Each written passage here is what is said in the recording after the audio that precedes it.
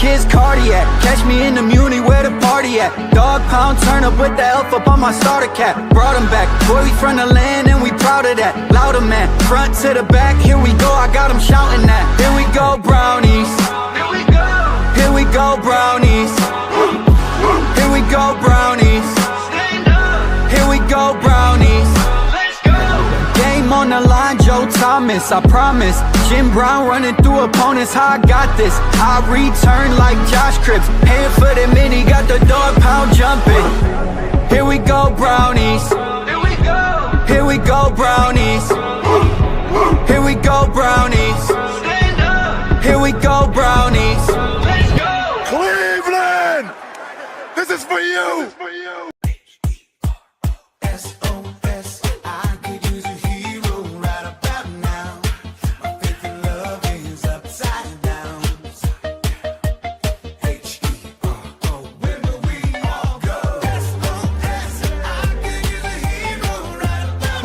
Mr. Heroes turning 60. We're proud to have served your favorite cravings for 60 years in celebrating what we do best. Thanks, Ohio. I crave a hero. All right, welcome back, everybody, to another episode of the Here We Go Brownies podcast. I'm Allie Ellery, coming to you live from Pensacola, Florida. Joined with me, as always, we've got Dustin out in Cleveland. First, real quick, before we get into it, we want to thank our sponsors. First half here, Stadium Mustard, Lorello Vineyards, City Barbecue, Lady Caroline Cruise Ship, and Greater Cleveland Aquarium. Dustin, the Browns come away today with a big loss against the Baltimore Ravens in Baltimore. The Ravens win 41-17. Got out of hand, in second half. Things kind of got really ugly. Let's just kind of start from 30,000 viewpoint. Your key takeaways in this game. I feel bad for the Cleveland Browns defense. That's where the statement's going to start. Myles Garrett was doing his thing. There was some cramping from Denzel Ward with the Heat today. It looked like a little bit in Baltimore. But, man, I feel like we are losing a generational defense that's really good.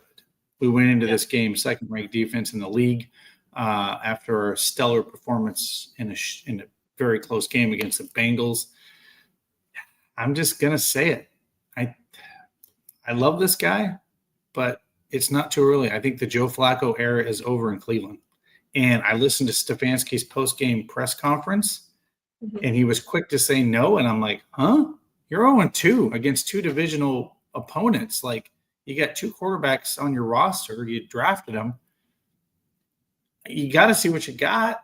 And, Dylan Gabriel came in with some mop-up time. He looked, I know it's mop-up time, but he looked efficient. I mean, you have nothing to lose. You're 0-2. Like, I don't know why you'd be so quick to just say Joe Flacco is going to be rolled out there. And then Mary Kate came back with another comment to just kind of double down on that. Like, Coach, you sure about you want to be so quick to just say Joe Flacco is rolling out for Green Bay? And I don't know. He's probably a little pissed off like I am, and he's defending his starting quarterback. But, man, I think you got to roll out with the young guys next. I mean, it's not too soon. I don't think it's too soon, but we'll get into it. Alex, take it away. This was part of our discussion before we got into the season of, okay, well, what's it going to take this season for the Browns front office to say, hey, we are good on not taking a quarterback next year. We've got 2 first-round picks next year. What is it going to take for the Browns to say we're comfortable with what we have in either Dylan Gabriel or Shedeur Sanders? And that boils down to them having reps, them having the opportunity. And I think we're going to see that sooner than later.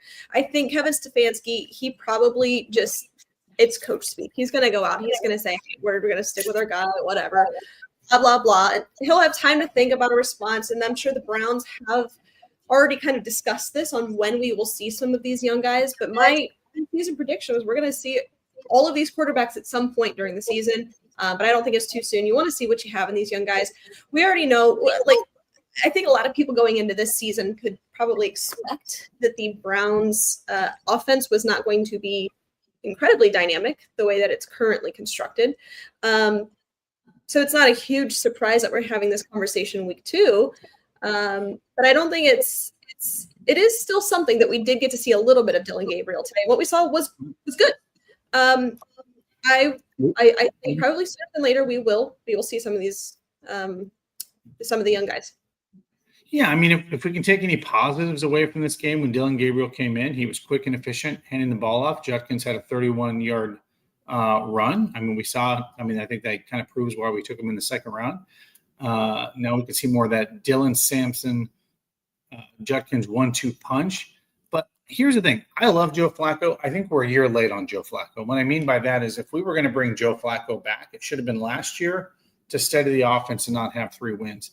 I love Joe Flacco, but I saw a slow quarterback behind the offensive line today, and he was getting rushed, confused. Our offensive line's okay, but it was getting – I mean, he was in trouble. He was in distress. I mean, and so was Lamar Jackson at times today, and we'll talk about that in the defense. But I just saw a slow Joe Flacco. And you know what? He's 40 years old. Yeah. Hell, I don't want to go behind any offensive line and play quarterback at 40. I think I'd be killed. Now, did he get back up and do his thing? But there were some errant throws and some turnovers that clearly was his fault today. The one today was definitely his fault compared to last week.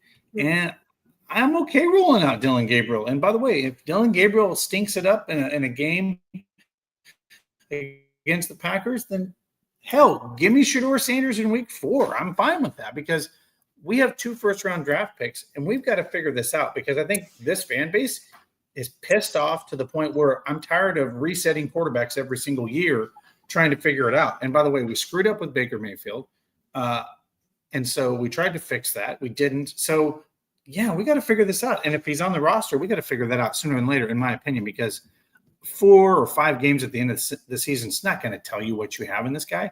Now, if you roll with this guy 8 or 10 games this year, I think you know what you got, right? But Joe needs to be the backup quarterback for the Cleveland Browns. I'm sorry. I think we need to look at this. We'll have a different viewpoint on this next week or on the next show because we're an hour removed from this, and an hour after our show last week, we were saying, hey, Joe looked really good because he did. I think it's possible that he played a good game last week. He played a bad game this week. I don't think it's crazy to continue to roll out with Joe Flacco and still see what you have, because if you have a week 1 Joe Flacco in most of these games, you're going to come away with some wins. I mean, that's good quarterback performance. Today just wasn't that. Joe played poorly, point blank. I didn't love. This game sucked. It was just not fun. First half though, we were in this game. That's what pisses me off is the defense kind of did what they were supposed to and kept us in the game in the first half, but Joe Flacco, we have 4 turnovers on the year in 2 games. Like, I don't know. Like, that to me, you're going to win. 90% of the time, if you lose a turnover battle, you're going to lose the football game. And my worry is if we keep rolling out there, I mean, how many more turnovers are we going to have? Like, honestly, I think the Packers are beatable at home. I think the defense will keep us and, be up for that game at 0-2. But if you throw another turnover, you're back square one, right? Like when you're +4 in the it's just terrible. Turnovers will kill you in this game. Oh, by the way, Schmidt, I'll give Stefanski credit for that. He looked like the guy that was kicking in the preseason and all of training camp. So kudos for him for pumping the brakes on that. But I don't know. Like I said, I love Joe Flacco, but I just saw a slow, really like sluggish moving around in the backfield from Joe Flacco today. Like he had sand in his leg. He looked like he was running in sand back there. And I'm like, I can't have that in my quarterback position. And what's weird for me is Dylan comes in and he's crisp. He's moving around. He's quick. He's 27 years old, right? Like you could see the difference. And I was like, I don't know. I know it's an hour after the game, but Joe Flacco can be a capable backup for the Cleveland Browns if he needs to come in and right the ship. But I go with the young guys, man. Here's the thing. You drafted them in the 3rd round, and these other guys, I mean, you're putting Fannin and all those other guys out there. Why can't you put your other rookies out there, right? So. Yeah. You're right. Joe Flacco looked old today. Of course, Dylan Gabriel looked crisp. He comes in, he's 21, 22 years old. And there's film on him, that is going to work in his favor. They're not entirely sure what you have in Dylan Gabriel. And for the Ravens defense, I mean, Dylan Gabriel is an entirely different quarterback than Joe Flacco. He can get out, he can scramble, he can make plays with his legs. So you do have to count for that. But yes, I mean, Aaron's point here, at that point in the game, playing against a defense that's not really all in at that point. So really hard to tell what you have in Dylan Gabriel from essentially a series. That's really not going to tell the story here. And I don't think that this performance today tells the whole story about what the Browns offense is going to be. It certainly can't. This is such a small sample size. We're 2 weeks into this. An hour after our show last week, we were giving all the praise to Joe Flacco. And I'm not going to sit here and just totally dog on him, no pun intended, because he had a worse performance. I think that we do need to reset. Now, look, he is not the answer at quarterback long term. I don't think anybody is saying that other than Dustin, who said that this offseason. He said, well, we need to bring him back next year. But nonetheless, I don't think anybody's saying that he is the answer. But I think I'm not surprised that Kevin Stefanski said that we're going to see what we have, because that would be kind of, I think that would be a little errant for him to say we're going to start anybody else. He was declared the starter. They'll continue to do that until he's not. Like, I know that sounds so stupid. They'll continue to do it until he's not, but we're 2 weeks into this. It's really tough to tell. It's just sucked. This was a bad game. It wasn't fun for anybody. The defense looked good. I think that Myles Garrett, he is the best defender in the league, without a doubt. I think he is just so hard to stop. You cannot stop Myles Garrett, no matter what. You can throw 11 guys at him, and he's still going to find a way to make a play. Now, there are some concerns. Of course, we know that the nickel position, that's really tough. Nickelback, Cam Mitchell had a tough day, and we have been vocal on this podcast that they might need help in the secondary. We were hopeful that maybe they would have traded for somebody or signed somebody, and I'm still hopeful that they do that. But overall, from a defensive perspective, I was fairly happy with everything today, outside of those busted coverages from Cam Mitchell. Yeah, so let me just read this. If you were to look at this stat line for the game today, Browns 322 total yards, Ravens 242, Browns passing yards 207, passing yards for the Ravens 197, rushing yards for the Cleveland Browns 115. We held Derrick Henry and the Baltimore Ravens defense to 45 freaking rushing yards in this game. Yards per play, Browns 45, yards per play 4.6. If I give you that, you would not give me a 41-17 score blindly and say that is your score today.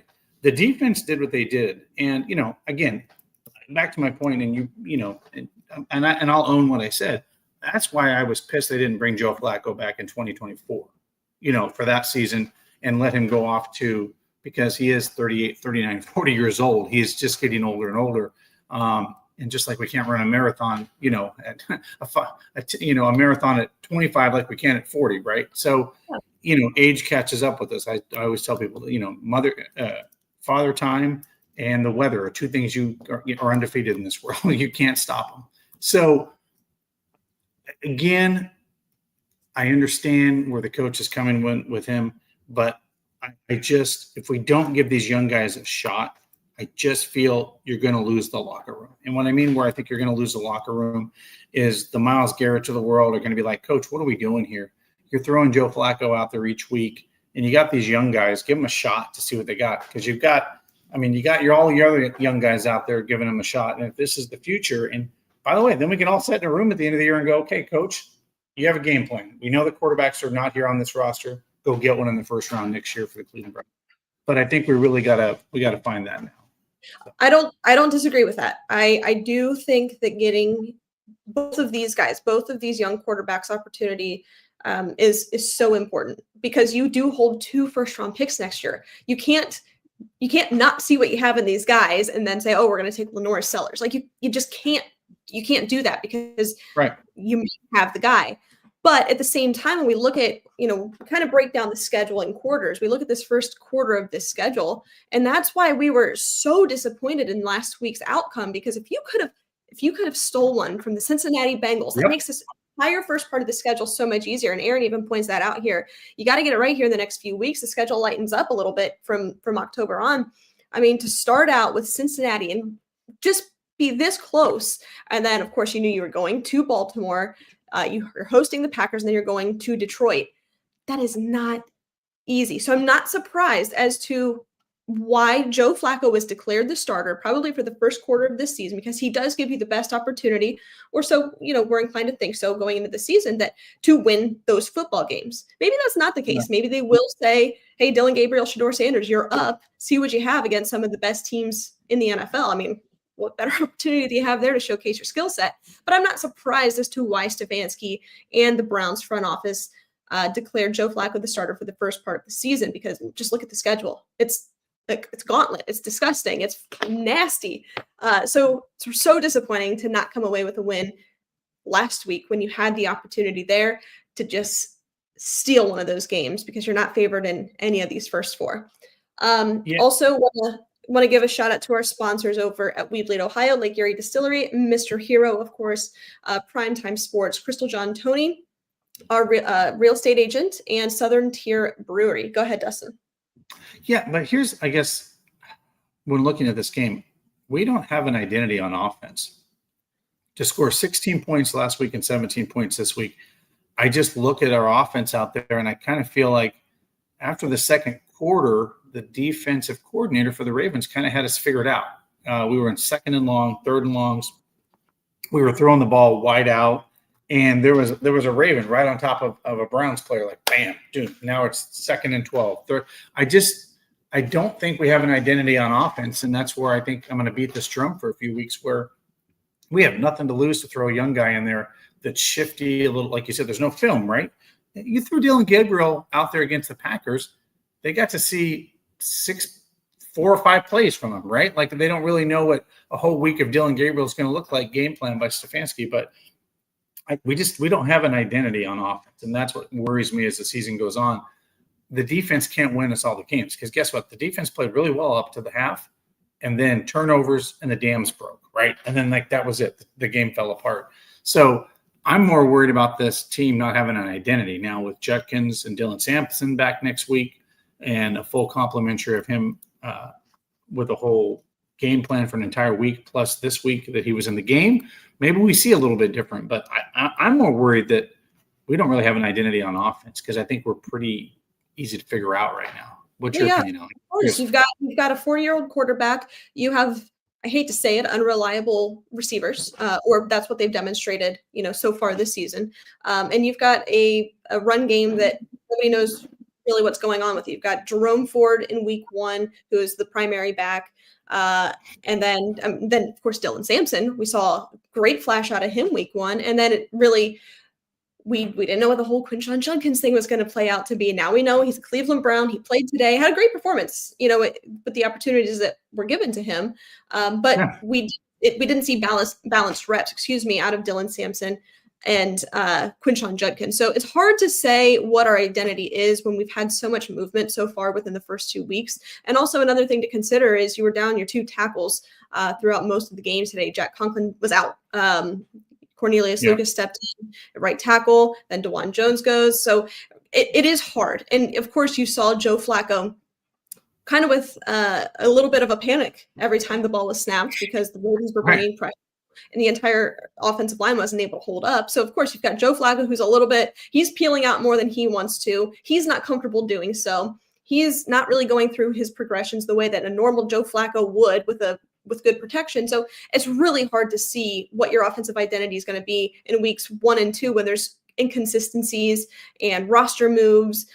It's hard to declare an identity at this point in the season. And I think that's probably the case with most September football. That probably is the case for a lot of teams. They're trying to figure out what they have. And maybe that's the argument with what the preseason should be. That's not this conversation, but I don't disagree with you. The Browns are going to have an offensive identity problem. I think we kind of knew that, and we said, as long as the defense can do what they do and keep us in most games, getting back to the way Kevin Stefanski wants to perform offensively, we're going to be competitive enough to be at least in the conversation in most games. It's just disappointed that didn't play out this week. Yeah. So, to your point, the defense, when we started the show, I was like, I just feel like we're losing a generational defense with this Cleveland Browns. Now, I am all for the rookies next week. I know it's probably not going to happen. They're going to roll Joe Flacco out there.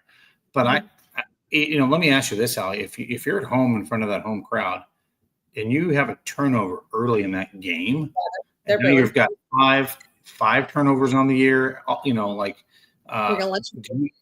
they're going to come unglued. They're going to be like, we are done watching this SHIT football. I just think, and then they're going to come after the coaching staff and all that. I mean, it's going to get ugly really quick because they're going to be like, look, you could have went to the kid this week. You could have prepped him all week. And now you threw him out there, and Micah Parsons, God forbid, does something and turns the ball over and sacks him, because he's Joe Flacco. He's not fast. You know what I mean? Like, that's just my biggest concern. Do you think do they make that quarterback switch at home if it gets ugly early in Cleveland against the Packers? I mean, yeah, if it gets ugly, yeah. I mean, if it's kind of similar to what we saw today, I don't think that's crazy at all. I think that you drafted Dylan Gabriel in the 3rd round. You like him. We liked what we saw in the preseason. I would not be surprised. I think that Joe Flacco will be named the starter for week 3. I do. That's my prediction. But I also think it's possible that he gets benched probably sooner than later. But also, what if we see week 1 Joe Flacco? Well, then that totally resets this conversation. Right. It does. It does reset the conversation. We have to understand our frustration right now in this conversation. Of course, we're upset with the way that today went. But having another week to hopefully get both of your tackles back, solidify the offensive line, like we saw more so in week 1, and another week of Quinshon Judkins getting reps, you have to imagine that it'll be a better performance. But you're right. You're at home. As soon as something doesn't go right, Browns fans are going to let you know. And I think that could get out of hand. I do. We've seen that before. Yeah. I mean, I don't have to remind people what happened when a certain quarterback got hurt. And that was ugly. I mean, yeah. But I know this fan base. I'm around this city, and they're just tired of not getting it right at quarterback. And Browns fans are getting passive too, Allie. I mean, this is a conversation when I talk to Browns fans, like, hey, I'm going to go mow the lawn. I'm not going to watch this afternoon. Let me know the score. And I hate to say that, but I hear that a lot, and what I mean is, if you want to win this, what's that? We heard it from Clay Matthews last week. Right. And I'm saying, if you want to win this fan base back to where they're engaged, glued in front of the television every Sunday, I think you need to bring some excitement on the football field. And I can tell you right now, we had a great time out at my Browns backer bar today. There was like 50 people. It was a lot of fun. But they were like, dude, put the kid in. I mean, literally, they were like, you're down 28 points. And then they finally did begrudgingly, because they're like, well, this game is out of hand. Just put Dylan Gabriel in, right? I mean, we're not going to win it. So just give him some garbage time. But I'm like, man, like, it got ugly quick. And I'm like, I just felt bad for Joe Flacco. Like, dude, pull the guy. Like, clearly it's not his day. You know what I mean? Like, it's not his day. So, give it a rest, because what you're doing ain't working. And then it got really bad real quick. And then I'm like, yeah, this is when you should go to the young guys, because there were several mistakes from Joe that you were like, what? Joe Flacco would never do that. I can't believe he just did that. The whole day was bad. Let me ask you this. There was a lot made of Joe Flacco. 40 family members were there to watch him today. Now, I don't think he gets pressure. He's 40 years old. He's seen every pressure situation. He's won a Super Bowl. Do you think that weighed on him going back there to where a team that gave up on him, he had his family there watching the game? Do you think he had any extra added pressure from him personally to feel like he had to win this one for himself? And, and maybe he put too much, Yeah, I don't know that it was necessarily out of pressure. I think if you would have asked him maybe before the game, it's probably extra motivation. Honestly, things didn't work out the way that you would want them to. But going into it, I would imagine having your entire family there and going back to the place where, meant so much to you until they kind of took it away from you. Yeah, of course. Yeah. Of course you're going to be going with a little bit of a chip on your shoulder. Now, again, it didn't work out. I wouldn't quantify that as pressure, probably. I would imagine you're Joe Flacco. I don't know Joe, so I don't know what his personality and mindset are like, but most professional athletes, they're going to look at that as just added motivation.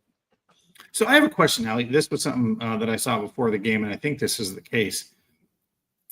and maybe this is why they did not bring Dylan Gabriel until later in the game with like 4 minutes left.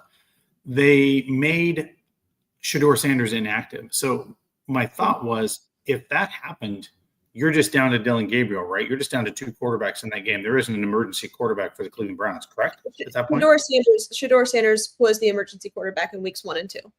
So he is dressed and available in the event, essentially. But yeah, I mean, Dylan Gabriel is technically the second and only quarterback on the roster, but Shedeur was listed as the emergency. Okay, so let me ask you this, because that's a little confusing. So when they put him as inactive, he can still play because the Browns had him as inactive today. That was my because he was he inactive? Okay, I don't know. I don't want to. No, that's what I'm saying. He was listed. The Browns put him as inactive, so that's where my thought process went. Where if he's inactive, he can't play, and that was in the back of my mind because the Browns put out their inactive list, and Shedeur was on the inactive list. So am I correct then? If seen that before where you get down to your last quarterback and your last quarterback gets hurt, and the next thing you know, you've got Jarvis Landry stepping in as your emergency quarterback, and he's taking snaps and throwing the ball. So we've certainly seen that before. Not great. Yeah. Never want to be back. So that was in the back of my mind that the Browns made him inactive right before the start of the game. There was only 2 quarterbacks on this, so if you bring the kid in and he gets hurt, you got to roll Joe Flacco back out. You know what I mean? Like I was like, well, that gets pretty. Emergency quarterback is listed as inactive on pregame releases. That's how all teams are listed. So even though he's inactive, he is your emergency quarterback if a guy gets injured, but he has to be injured, I'm assuming, to where he cannot play the football game. That's probably the right. It's an emergency situation. Like you have nobody else that is able to step in. Okay. Well, that's good. I learned something. So, like, he definitely has to be hurt and be like unplayable before you can activate. Emergency has to be listed as inactive across the league. Is that a rule that got changed because of the whole Brock Purdy thing? That hasn't always been the case. Is that what I'm talking about when they changed it? Because remember the NFC Championship game where people were like, this is terrible football to watch because basically the 49ers. Remember that they didn't have a quarterback to go to. Is that? I don't know if that. I can't speak to that. I'm not sure. Yeah, so it'd be interesting. But yeah, defense today showed me why I love playing defense. Allie, you're right. You love to play defense? I mean, no, I wish I could go out there, but no. I just love that, that our defense plays the way they do. This is why I wore 95 today, because I knew he was going to ball out, and he balled out today like he always balls out. But for me, I just want to see something different on offense. And I don't know what that is. Stefanski is supposed to be an offensive, creative kind of guy, right? Like, I just don't feel like, now I know it's week 2, but I just didn't see much of an evolving today. I saw, a little trick play. We saw that one little trick play back and forth. I know that was him trying to make, get the offense humming a little bit, but or the reverse. I mean, I guess it's not really a trick play, but I don't know, Allie. I'm worried about this offense. Like, I don't think we're going to scare anybody playing the type of offense. We unfortunately knew that would be the case this season. They didn't really go out and get somebody that was going to scare any defenses. And that's not a knock on Joe Flacco. That's just, hey, we just need him to be a game manager, and we just need to rely on our defense. And that's not the recipe. We knew that. So it makes these conversations difficult, and it's not fun necessarily, but unfortunately that is the reality. But, a positive for next week is hopefully we can get Jack back on the offensive line, get another whole week of reps for Quinshawn. That is certainly a bright spot. So looking forward to that. But Dustin, let's go ahead and wrap things up today. Any closing thoughts? As we wrap up. Look forward to meeting everybody. There are still tickets available. Join us tomorrow night at the Taste of the Browns, 6:00 in downtown Cleveland. Goes to a great cause. Lorella will be there, and so will City Barbecue. City Barbecue will be doing samples. Lorella Vineyards will be there with Here We Go Brownies. Little thing to cheer about, right? The fans. We're undefeated at tailgating and fans. That's one thing we're undefeated at. But join us tomorrow night. That is at the stadium, 6:00. There's still some tickets. And congratulations to our winner that won a pair of tickets on Instagram. That was really cool that we were able to send 2 fans to go enjoy that tomorrow. So a little joy, Allie. A little joy on a very somber kicking ass that we took today. So Yeah. All right. Well, thanks everybody for tuning in. We understand this wasn't, the best conversation. This isn't that much fun, but we'll regroup. We'll talk next week with some takeaways and how the Browns can maybe get a win against the Packers. So thanks everybody for tuning in. We appreciate you. Stay safe, stay healthy, and as always, Browns fans, go Browns. go Browns.